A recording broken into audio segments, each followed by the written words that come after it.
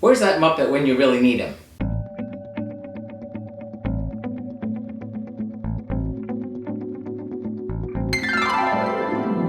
And welcome back to Cliffieland. This is Week in Country number 167 on our second attempt of cooking the food of every single country in the world, and tonight up to the nation of Sweden. Sweden, located in northern Europe on the Scandinavian peninsula, is bordered by Norway and Finland and a short bridge right across the way from Denmark. And its food is traditionally very typical that of Scandinavian food, in that you'll find lots of dairy, dill, fish, especially herring. You'll find crayfish boiled. There are a lot of really great traditional dishes, but these days you'll find anything from all over the world. Because of its large immigrant population, you'll find the most fantastic food from just about anywhere in the world in Stockholm, and it's become quite a foodie destination. You'll find some of the greatest restaurants in the world there. But what we're trying to do here is just try to get a sample of what is traditional in the country. So we had to deal with this last time, so let's take a look and see how things went when we did things then.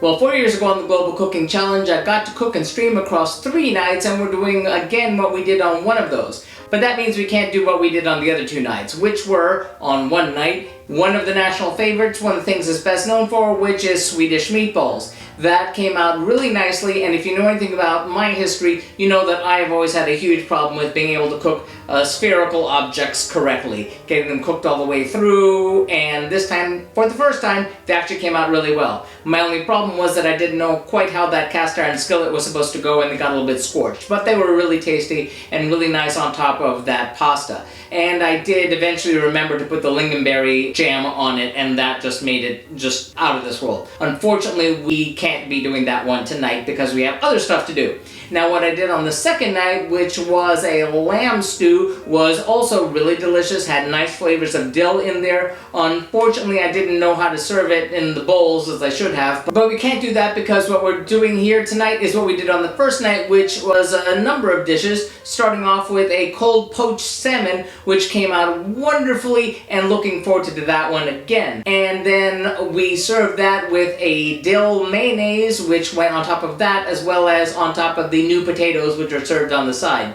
That's not really so much a recipe as just a thing to put on the side. Just basically boil the potatoes. And that also went along with a cold pressed cucumbers, which were a spectacular dish, and one of the favorite things I'd totally forgotten that I like so much. So looking forward to doing that again, which means now we need to see what go into tonight's dishes. First, for our pressed cucumber, we'll need 1 ridge cucumber, or half of an ordinary long cucumber, half a teaspoon of salt, 3 tablespoons of parsley finely chopped, 100 milliliters of water, 4 tablespoons of white wine vinegar, 2 tablespoons of sugar, and a pinch of white pepper. And then for our cold poached salmon, we'll need about 1.5 pounds of salmon fillets, 3 pints of water, 1 small onion peeled and sliced, 1 small red onion peeled and sliced, 2 carrots peeled and sliced, 1 lemon sliced, 3 to 6 dill stalks, leaves removed, 3 tablespoons of white wine vinegar, 1 tablespoon of salt, 6 white peppercorns, 4 whole allspice berries, 2 bay leaves, half a teaspoon of fennel seed, optional, and 1 star anise, optional. And finally, for our dill mayonnaise, we'll need 4 tablespoons of mayonnaise, 2 tablespoons of sour cream or creme fraiche,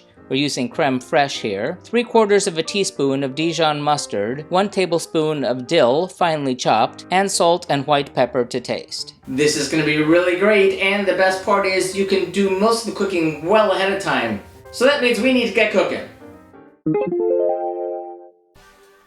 First, place 1/3 of the sliced cucumbers on a large plate. Cover with just over 1/8 of a teaspoon of salt. Then lay the next 1/3 of cucumbers on top. Cover with another 1/8 of a teaspoon of salt. And then place the last 1/3 of the cucumber on top. Sprinkle on the remainder of the salt. Cover with another heavy plate. Place a heavy book or skillet on top to express the water, and let it sit for 1 hour. When time is up, into 1 jar place the water, white wine vinegar, sugar, white pepper, and seal and mix it together. Set it aside. Then drain the fluid from the cucumbers and place a quarter of the cucumber slices into another jar. Sprinkle with a quarter of the parsley and repeat with the other quarters. Then add the water-sugar mix to the jar and seal. Place it in the fridge until needed.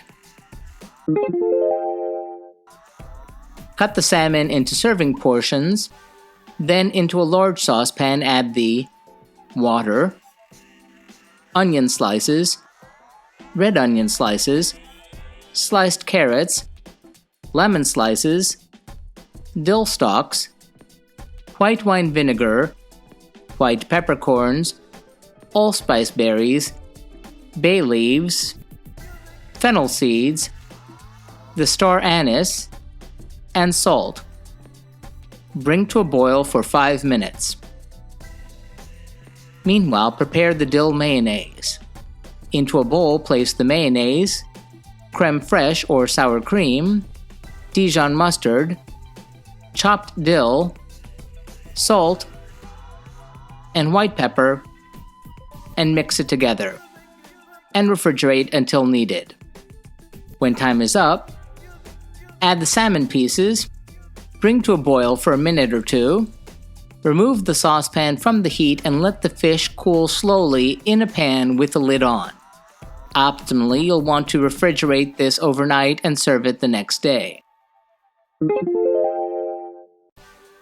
Plate the servings of the fish. Plate boiled new potatoes alongside. Place servings of the cucumbers alongside. Spoon the dill mayonnaise atop the fish and potatoes. Dress the plates with fresh dill sprigs, and serve.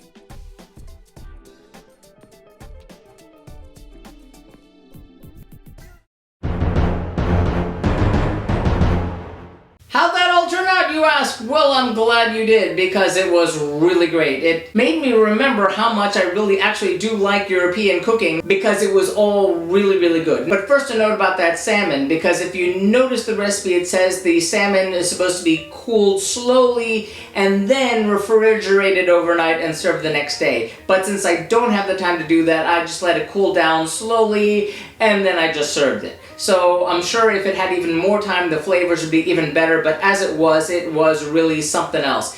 It had all those fantastic flavors cooked right into it, and what was particularly interesting was that flavor of the fennel and aniseed, because it had that really strong licorice flavor, which really isn't for everybody. I rather liked it, but no, it could stand to be backed off just a smidge. But I loved it so much, I'm gonna give that one 4 to 5 globes. Now, if we're talking about that dill mayonnaise on top, the creme fraiche, better than sour cream even, was an extra special delight on it, and it went really nicely with the dill, and it was the perfect complement to both the salmon and the potatoes, so that one gets 4 out of 5 globes as well. Looking forward to finding some other way to use the little bit of leftover I have on that.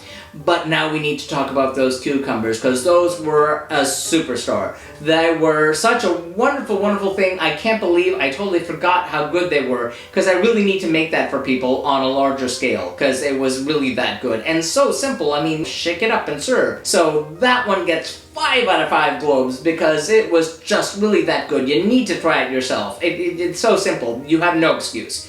So that does it for this little stint here in the Arctic Circle. Next week we stay in Europe and we go south, but straight up, to have the food of Switzerland. See you then!